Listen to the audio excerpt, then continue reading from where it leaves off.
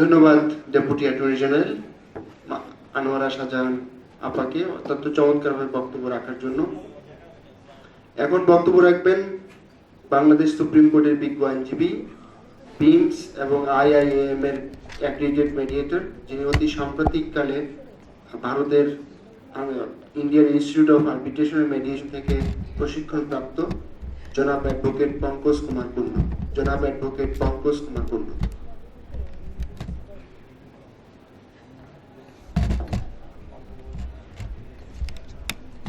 জাতির পিতা বঙ্গবন্ধু মুজিবুর রহমান, আজও কেঁদে ফিরে তোমার জন্যে এই বাংলার প্রাণ।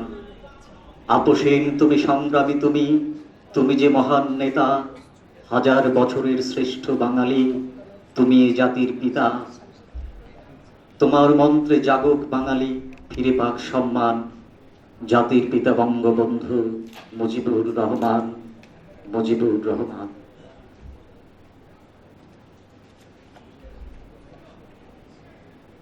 বঙ্গবন্ধুর ভাবনায় এবং বক্তব্যে মেডিয়েশন শীর্ষক সেমিনারে আজকের মঞ্চে উপবিষ্ট সভাপতি এবং বিমসের chairman mister S N Goswami, প্রধান প্রবন্ধ উপস্থাপক বন্ধু আমিনুল হক হেলাল এবং মঞ্চে উপবিষ্ট আমন্ত্রিত অতিথিবৃন্দ, উপস্থিত আইনজীবীবৃন্দ এবং সুধী বান্ধবী,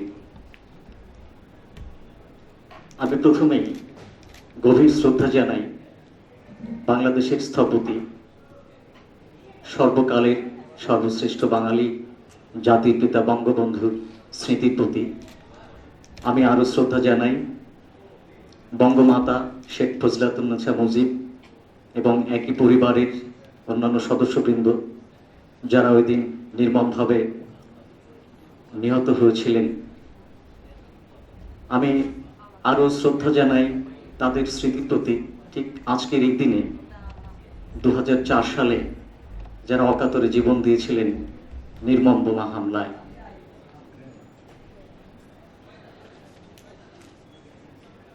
অনেক কিছু বলা হয়ে গেছে, আপনারা অনেকেই এখন ক্ষুধার্ত, তবু আশা করছি আমাকে টলারেট করবেন আপনারা। আশা করি মানুষের জীবন কিন্তু শুধুই পুষ্পসজ্জা নয়, আবার জীবন কিন্তু শুধুই কণ্টকাকীর্ণ নয়।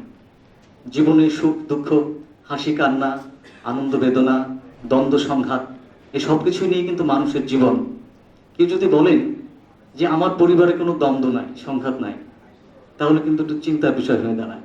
কারণ সংসারে দ্বন্দ্ব থাকবে, সংঘাত থাকবে, এবং দ্বন্দ্ব থাকবে সমাজে, দ্বন্দ্ব থাকবে গোষ্ঠীতে, দ্বন্দ্ব থাকবে সম্প্রদায়ের মধ্যে।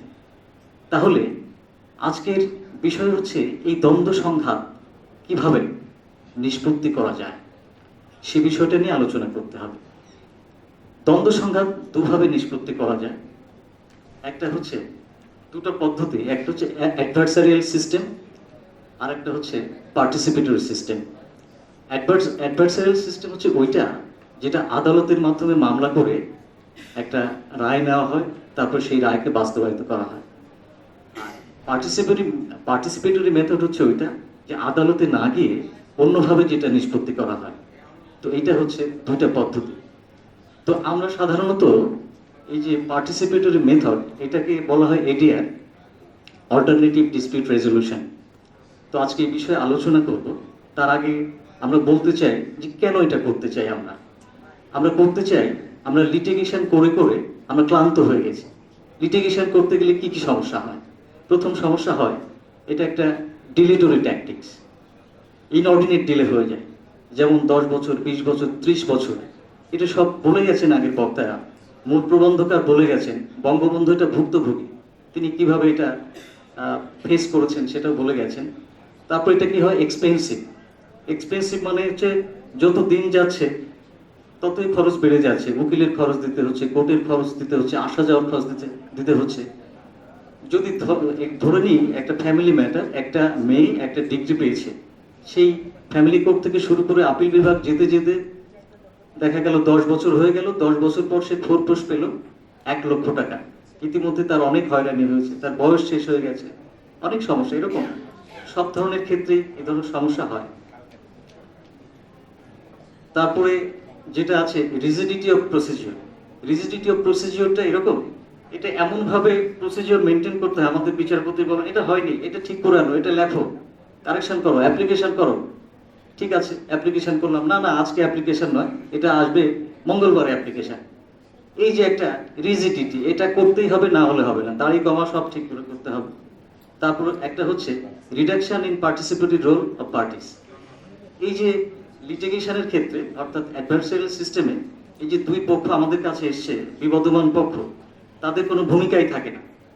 তাদের পক্ষে অ্যাডভোকেট সাহেব কথা বলেন, পার্টি যখন বলে যে স্যার এইটা না এটা, আরে রাখেন আমি অ্যাডভোকেট, আপনি কি কথা বলেন, আমি তো অ্যাডভোকেট। আবার অপর দিকেও একই অবস্থা, আর বিচারপতি বলেন না না কোনোটা হবে না, এটাই মানতে হবে। এইটা হচ্ছে এখানে তাদের পার্টিসিপেটরি রোল থাকে না, এই জন্যই এডিআর নিয়ে ভাবতে হচ্ছে। আচ্ছা, এখন এডিআর জিনিসটা কি? এডিআর কিন্তু এডিআর এর তিনটি ধাপ আছে। প্রথম ধাপ হচ্ছে নেগোসিয়েশন। নেগোসিয়েশনের বাংলা প্রতিশব্দ হচ্ছে আপোষ আলোচনা। তারপরে হচ্ছে মেডিয়েশন। মেডিয়েশন হচ্ছে মধ্যস্থতা। আর তৃতীয় হচ্ছে আর্বিট্রেশন। আর্বিট্রেশন হচ্ছে সালিশ। তো এখন যদি নেগোসিয়েশনের বিষয়টা সমাধান হয়ে যায়, তাহলে আর মেডিয়েশনে যেতে হচ্ছে না। আর নেগোসিয়েশন না হলে তখন একজন মেডিয়েটর প্রয়োজন হয়, যার উপস্থিতিতে বিষয়টা সমাধান করা সম্ভব হয়ে যায় স্বল্প সময়ের মধ্যে। আর সেটা না হলেও তারপর আর্বিট্রেশন আছে, আর্বিট্রেশনের মধ্যে একটু সমাধান করা সম্ভব। তারপর যে লিটিগেশন, কাজে এই বিষয়টা আজকে ভাবতে হচ্ছে, এই জন্যে বিশ্বের অনেক দেশেই এডিআর চর্চা হচ্ছে, তাদের বিরোধ নিষ্পত্তি হচ্ছে। আর আমাদের দেশে কি হচ্ছে, এটা কম হচ্ছে বলে মামলার, যেটাকে আমরা বলি কেস ব্যাকলগ, মামলা জট হয়ে যাচ্ছে। মামলা জটের একটা আমি উদাহরণ দিচ্ছি। এটা হচ্ছে ডেইলি স্টার, 18 তারিখের ডেইলি স্টার, 18/8/2019।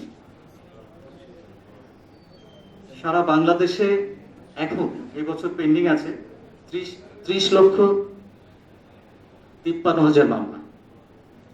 তো একজন বিচারকের ভাগে পড়েছে 1700 মামলা, তাকে নিষ্পত্তি করতে হবে। Is it not possible at all? আচ্ছা, আপিল বিভাগের অবস্থাটা বলি। আপিল বিভাগে মামলা জমে আছে 22,000, তো প্রত্যেক বিচারপতির ভাগে পড়েছে 3,140টি করে। এটা কি সম্ভব? যতদিন পর্যন্ত এডিআর ইমপ্লিমেন্টেড না হবে ততদিন ব্যাকলগ বাড়তেই থাকবে, আর বাংলাদেশের দুঃখী মানুষ, তাদের দুঃখ আরো বাড়তে থাকবে। যেটা বঙ্গবন্ধু বলেছিলেন, দুঃখী মানুষের মুখে হাসি ফোটাবার জন্য। তো দুঃখী মানুষের মুখে হাসি ফোটাবার জন্য কিন্তু এই ব্যবস্থা আমাদেরকে অবলম্বন করতে হবে।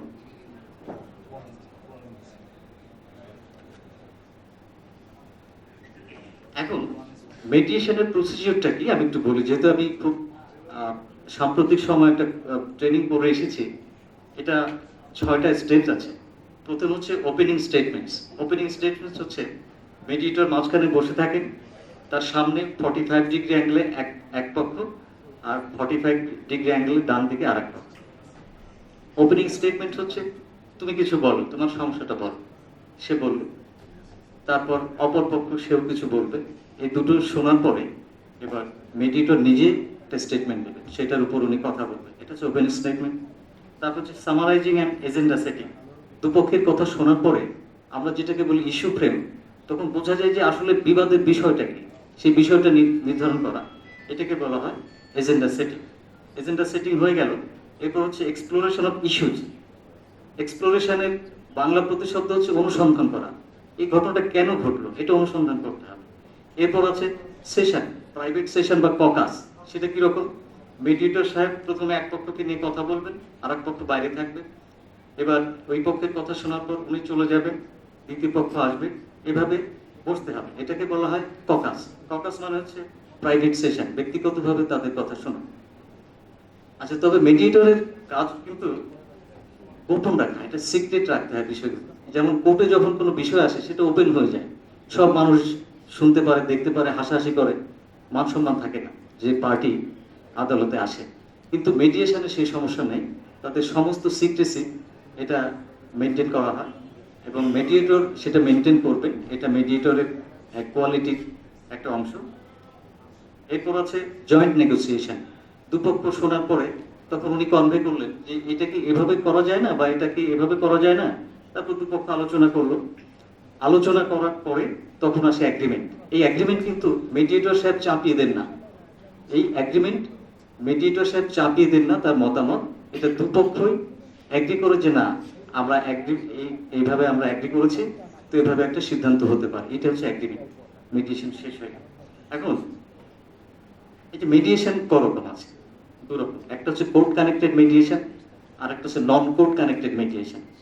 কোর্ট কানেক্টেড মিডিয়েশন কিন্তু আমাদের দেশে আছে, যে ইতিপূর্বে বক্তারা বলে গেছেন, যেমন সিপিসিতে আছে 89A, 89B, 89C, সেখানে মিডিয়েশনের কথা বলা আছে, বিচারকরা সেটা ওইভাবে পালন করছেন না।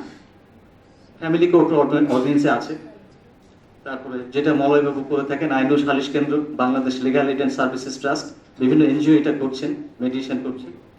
আরেকটা আছে আরবিট্রেশন অ্যাক্টের মধ্যেও আছে। এগুলো হচ্ছে কোর্ট কানেক্টেড মেডিয়েশন। এবার নন কোর্ট কানেক্টেড মেডিয়েশনটা কি, সেটা কিন্তু আমাদের দেশে নেই, এটাই করতে হবে। আচ্ছা, তাহলে নন কোর্ট কানেক্টেড মেডিয়েশন করার জন্য কি করতে হবে? বিএমসির চেয়ারম্যান সাহেব বলে গেছেন, দুটি কনভেনশনের কথা বলে গেছেন। একটা কনভেনশন হচ্ছে আনসিট্রাল। আনসিট্রাল হচ্ছে অ্যাব্রিভিয়েশন, ফুল ফর্মটা হচ্ছে united nations commission on international trade law 1995।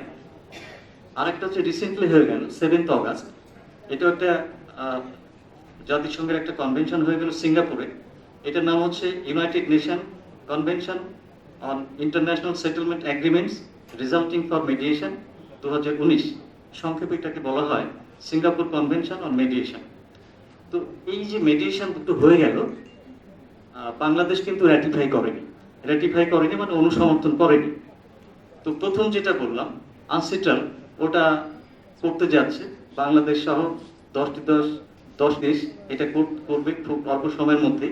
আর নতুন যেটা সিঙ্গাপুর কনভেনশন হয়ে গেল, আমি আশা করছি এটাও বাংলাদেশ র্যাটিফাই করবে। বাংলাদেশ র্যাটিফাই করলে কি হবে, তখন দেখা যাবে যে বাংলাদেশ একটা মিডিয়েশনের উপর একটা আইন পাশ করবে। বাংলাদেশ এই দেশে যখন মিডিয়েশনের উপর আইন পাশ হবে, তখন কিন্তু মিডিয়েশন চর্চা হবে। আর তা না হওয়া পর্যন্ত আবার শুধু সেমিনার করব, সিম্পোজিয়াম করব, গ্রামে সালিশ হবে, অনেক কিছু হবে, আবার মামলা হবে, এই বাড়তেই থাকবে, এই ব্যাকলগ বাড়তেই থাকবে, ব্যাকলগের কোনো শেষ নাই। তো যাই হোক, আজকের এই আরেকটা কথা বলতে হয়, আজকের মূল প্রবন্ধকার আমিনুল্লাহ হেলাল সাহেব খুব চমৎকারভাবে উপস্থাপন করেছেন বঙ্গবন্ধুর ভাবনা এবং বক্তব্যে কিভাবে মেডিয়েশন উঠে এসেছে। উনি 5টা ঘটনার উল্লেখ করেছেন এখানে, আর একটা ঘটনার উল্লেখ করেননি, তো সেটা 7ই মার্চের ভাষণ না, বক্তব্যে বলেছেন, আপনার লেখার মধ্যে নেই। তো আমি ভাবলাম যে এরকম ভুল তো হতে পারে না, কারণ আমিনুল্লাহ হেলাল একজন বিচক্ষণ আইনজীবী, এরকম একটা বিষয় বাদ পড়ে যাবে এটা হতে পারে না। তো সত্যি দেখলাম উনি পরবর্তীতে এই যে পুস্তিকার বাইরে এসে উনি কথাটা বলেছেন, সেটা হচ্ছে 7ই মার্চের ভাষণ। তো 7ই মার্চের ভাষণের মধ্যে 3টা বিষয় উঠে এসেছে 3বার। উনি যে 7ই মার্চে নিরস্ত্র বাঙালিকে অস্ত্র ধারণ করে যুদ্ধে যেতে বলেছেন, তার মধ্যে 3বার আপোষ আলাপ আলোচনার কথা বলেছেন। এটা হচ্ছে বঙ্গবন্ধু। একজন বক্তা বলে গেছেন, আমার আপা, যে বঙ্গবন্ধুর উপর একটা থিসিস লেখা যায়, বঙ্গবন্ধুর উপর অনেক থিসিস লেখা যায়। এই যে মেডিয়েশনের উপর একটা থিসিস লেখা যায়, অনেক বিষয়ের উপরেই থিসিস লেখা যায় বঙ্গবন্ধু সম্পর্কে, কারণ তিনি হচ্ছেন একজন মহামানব, সর্বকালের সর্বশ্রেষ্ঠ বাঙালি। আমাকে আপনারা এতক্ষণ ধৈর্য ধরে শুনেছেন, আপনাদের সবাইকে ধন্যবাদ। জয় বাংলা, জয় বঙ্গবন্ধু।